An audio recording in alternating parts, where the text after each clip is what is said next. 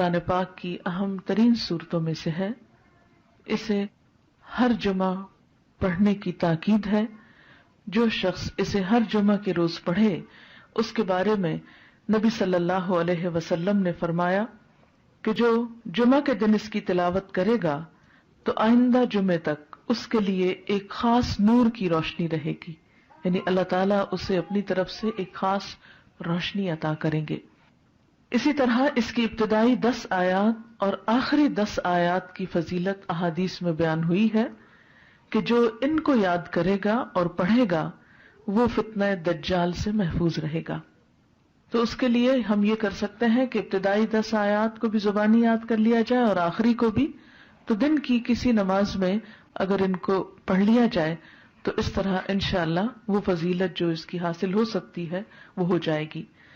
حضرت عائشہ رضی اللہ عنہا کی روایت سے حدیث میں آیا ہے، اور یہ حدیث بھی ضعیف جداً ہے، صرف ضعیف نہیں بلکہ ضعیف بھی بہت زیادہ ضعیف ہے، لیکن اس کا آخری حصہ جو ہے وہ صحیح مسلم میں آیا ہے، وہ میں وہاں آپ کو بیان کر دوں گی. رسول اللہ صلی اللہ علیہ وسلم نے فرمایا، کیا میں تمہیں ایسی صورت نہ بتاؤں جس کی عظمت نے زمین و آسمان کو بھر دیا ہے، اور اس کے لکھنے والے کے لیے بھی اتنا ہی اجر ہے، اور جو اس کو جمعہ کے دن پڑھے تو اس جمعہ سے لے کر جمعہ تک یعنی اگلے جمعہ تک اور 3 دن کے زیادہ بھی گناہ بخش دیے جاتے ہیں.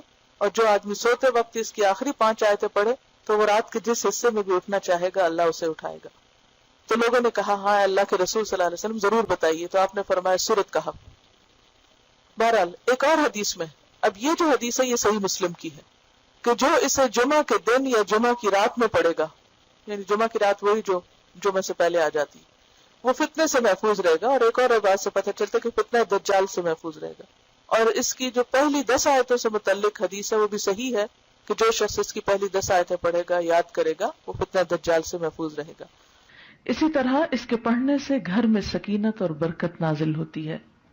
ایک مرتبہ ایک صحابی نے سورہ کہف پڑھی. گھر میں ایک جانور بھی تھا، وہ بدکنا شروع ہو گیا. انہوں نے غور سے دیکھا کہ کیا بات ہے، یعنی میں قرآن پڑھ رہا ہوں اور قرآن پڑھنے سے تو ظاہر ہے سکون نازل ہوتا ہے، یہ جانور کو کیا ہو گیا جو اچھل کود کر رہا ہے. تو انہیں ایک بادل نظر آیا جس نے انہیں ڈھانپ رکھا تھا. صحابی نے اس واقعے کا ذکر حضور اکرم صلی اللہ علیہ وسلم سے کیا تو آپ صلی اللہ علیہ وسلم نے فرمایا، اسے پڑھا کرو، قرآن پڑھتے وقت سکینت نازل ہوتی ہے. ہمارے گھرانوں میں سکون کیوں نہیں رہا؟